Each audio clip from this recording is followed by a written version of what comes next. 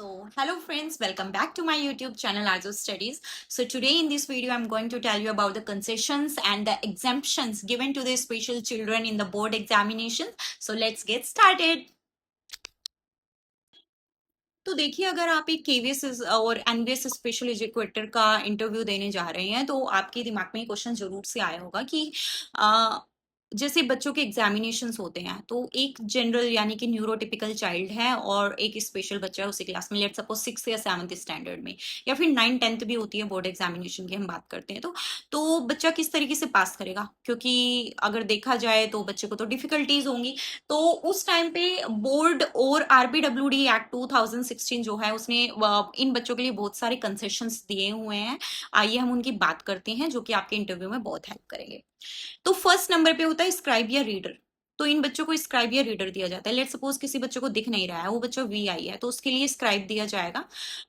Reader अगर किसी बच्चे को डिसलेक्सिया है तो वहां पे बच्चे को रीडर प्रोवाइड करा दिया जाएगा। और ऐसा नहीं है सिर्फ वीआई बच्चे को स्क्राइब की जरूरत पड़ती है, हो सकता है बच्चे को लोकोमोटर डिसेबिलिटी हो, बच्चे को सीपी हो, सेरिब्रल पॉलिसी, तो उस टाइम पे भी बच्चे को लिखने में प्रॉब्लम होती है, तो वहां पे भी बच्चे को स्क्राइब दिया जाएगा। सेकंड चीज होती है बच्चों को प्रोम्प्टर प्रोवाइड कराया जाता है। अब प्रोम्प्टर क्या होता है, स्क्राइब और रीडर सब जानते हैं क्या होता है, लेकिन प्रोम्प्टर क्या होता है?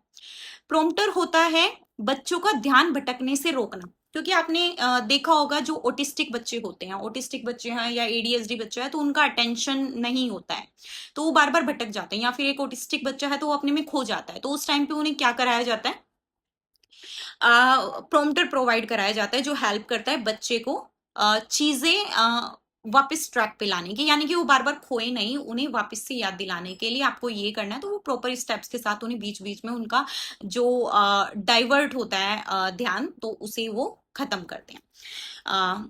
थर्ड नंबर पे बच्चों को दिया जाता है कंपेंसेटरी टाइम। तो आपको पता है कि जैसे कि कोई 1 घंटे का एग्जाम है तो वहां पे 1 घंटे पे 20 मिनट्स एक्स्ट्रा दी जाती है।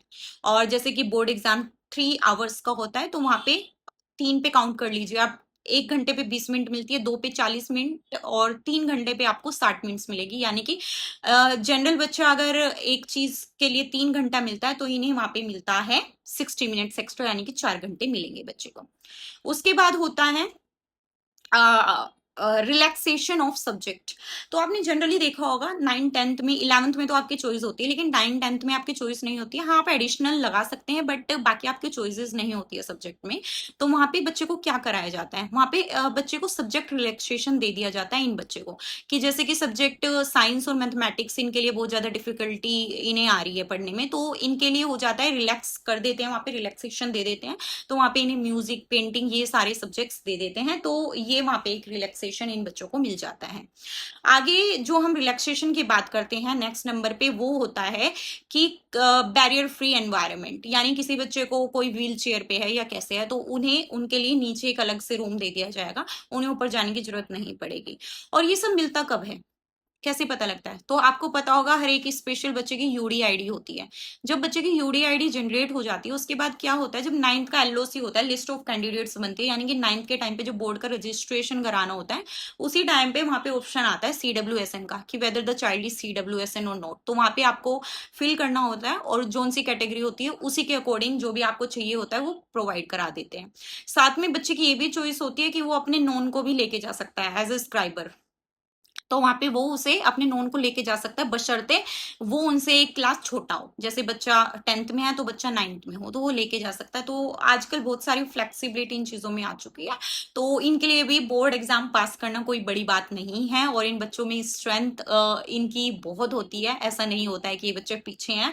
और फिर स्पेशल एजुकेटर होते हैं और साथ में इनके पेरेंट्स होते हैं, साथ में दूसरा स्कूल स्टाफ होता है जो इनकी हेल्प करके इन्हें बहुत अच्छे लेवल पे लेके आ सकते हैं। तो ये कुछ कंसेशंस एंड एग्जम्पशंस है जो इन्हें बोर्ड देता है। तो ये चीजें आपको ध्यान रखनी है, अगर इंटरव्यू में आपसे पूछा जा सकता है, क्योंकि अगर आप स्पेशल टीजीटी के इंटरव्यू के लिए जा रहे हैं तो ये क्वेश्चन आ सकता है आपसे कि क्या क्या इनके लिए कुछ एक्स्ट्रा दिया हुआ है। तो आपको ये ध्यान में रखनी है चीजें, ये चीजें इन्हें प्रोवाइड कराई जाती हैं। तो इस वीडियो में इतना ही। बाकी अगर आपको कोई और क्वेश्चन करना है तो do comment in the comment box, मैं जल्दी से रिप्लाई करने की कोशिश करूंगी। तो इस वीडियो में इतना ही।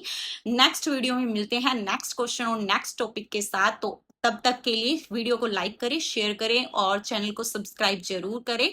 तो तब तक के लिए bye bye and take care.